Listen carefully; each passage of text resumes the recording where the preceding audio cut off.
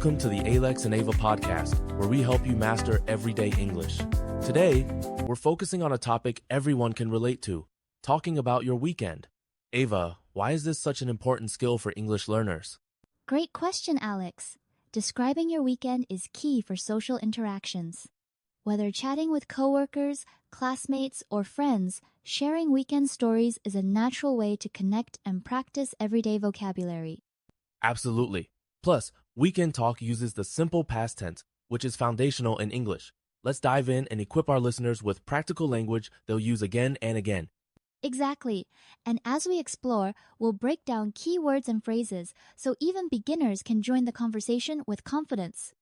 To start, let's highlight some common activities people mention when talking about their weekends. Ava, what are a few you often hear? You'll often hear phrases like go shopping, watch a movie, visit family, or relax at home. These verbs are simple, but they cover most weekend experiences and help you build sentences easily. That's right. For example, I went to the park or I cooked at home. Notice how the verbs change to the past tense to show these actions are finished? Exactly. Using the right verb forms is crucial. And don't forget phrases like do housework or meet friends. These small details make your stories more vivid and relatable. Let's focus on grammar for a moment. When we talk about the weekend, we often use the simple past tense. Ava, could you explain how that works? Absolutely. In English, most regular verbs add ed in the past, like watched or visited. Irregular verbs like go, change more go becomes went. For example, I went shopping or I cleaned my room. That's a great point. And for questions, we use did you. Like, did you go anywhere? The answer often starts with yes, I did or no, I didn't. Exactly. This structure helps you communicate clearly, even if you're just starting out. It's like having a recipe for building sentences. Let's bring this to life with a typical Monday morning conversation. Imagine you see a coworker at the office. Ava, how might that exchange sound? It could start with, "Hi, how was your weekend?" The other person might reply, "It was great. I went to the movies on Saturday and relaxed on Sunday."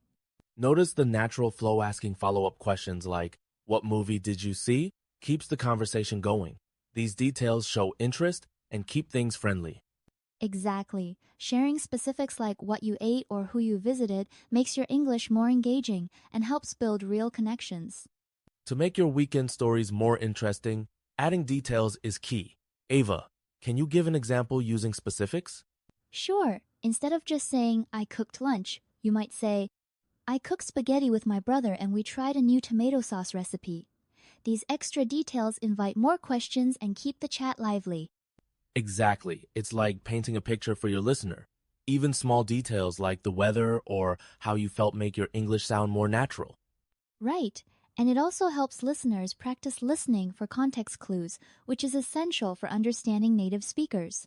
Let's talk about some common mistakes learners make when talking about their weekend. What do you notice most often, Ava? Great question. Many learners forget to use the past tense, saying "I go shopping" instead of "I went shopping." Others might mix up verb forms, like watched versus watch. That's true. Another challenge is using too many short, simple sentences without connecting them. Adding and, then, or after that helps your story flow.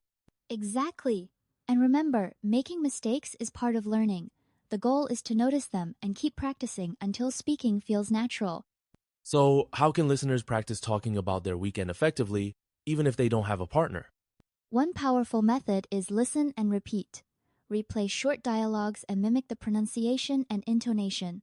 You can also record yourself answering questions like, "What did you do on Saturday?" and compare it to native speakers. That's a great tip. Another strategy is to write a short diary entry each week, just a few sentences about your weekend. This helps reinforce the simple past tense and builds confidence. Absolutely. And if you have a language partner or tutor, try role-playing different scenarios like being at school or the workplace to make your practice more realistic. Weekend conversations can happen in many settings. How might you adjust your language if you're speaking with your boss versus a close friend, Ava? With a boss, you might be a bit more formal. "I visited my family and caught up on some reading." With friends, it's usually casual. I binged a new show and ate way too much pizza. That's a great distinction. Also, cultural differences matter. Some countries expect more detail, while others prefer brief answers. It's helpful to observe and adapt. Exactly. And being aware of your audience helps you sound natural and build better relationships in English.